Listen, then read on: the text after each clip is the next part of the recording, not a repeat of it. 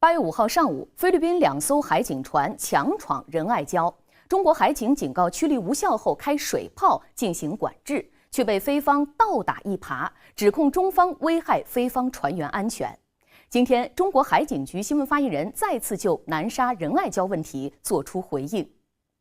中国海警局新闻发言人介绍称，最近获悉菲方将对仁爱礁开展新一轮运补后，中方在多个层级利用多种渠道向菲方提出交涉，要求菲方不得擅自派船只闯入仁爱礁，不得向坐滩军舰运送用于大规模维修加固的建筑物资。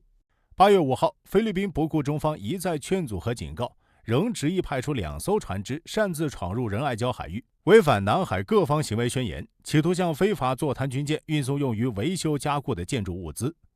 中国海警船依法予以拦阻，并采取了警示性执法措施。在多次喊话警告无效的情况下，为避免直接拦阻出现碰撞，使用水炮实施警示，现场操作专业克制，无可非议。中方在仁爱礁问题上的立场是明确的、坚定的。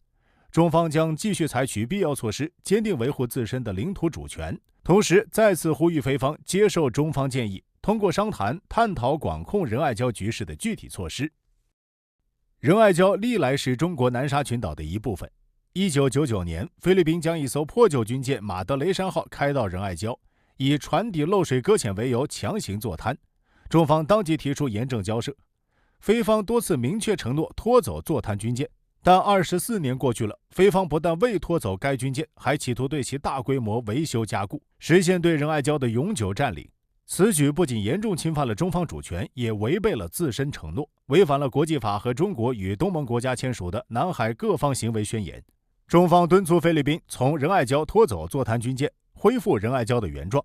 同时从人道主义出发，对菲方向坐滩军舰运送食品等必要生活物资做出了临时性特殊安排。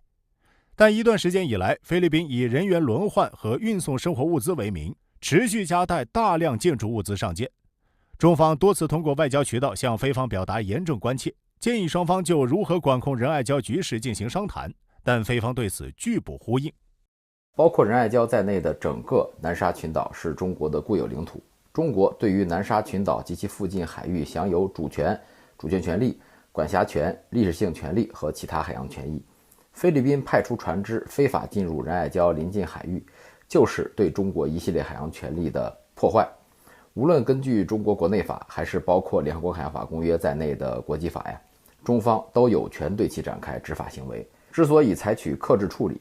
主要还是一直以来中方都不希望让海上分歧触动两国各项合作的基本构架，还是要避免让南海局势落入美西方的地缘陷阱。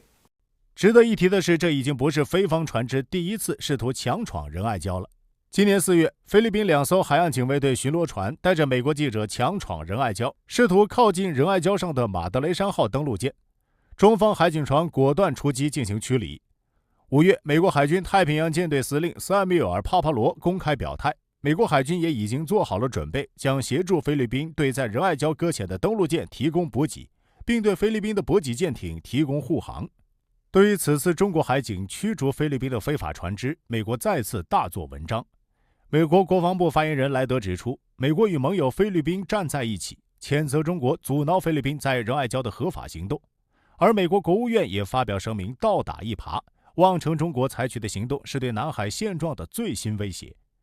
然而，外界注意到，正是美国在不断搅动南海的和平与稳定。今年2月，美国在菲律宾新增了4个军事基地，这引起了周边国家的广泛担忧。今年4月，美菲启动了30多年来最大规模的肩并肩联合军演，高调展示了美菲同盟关系。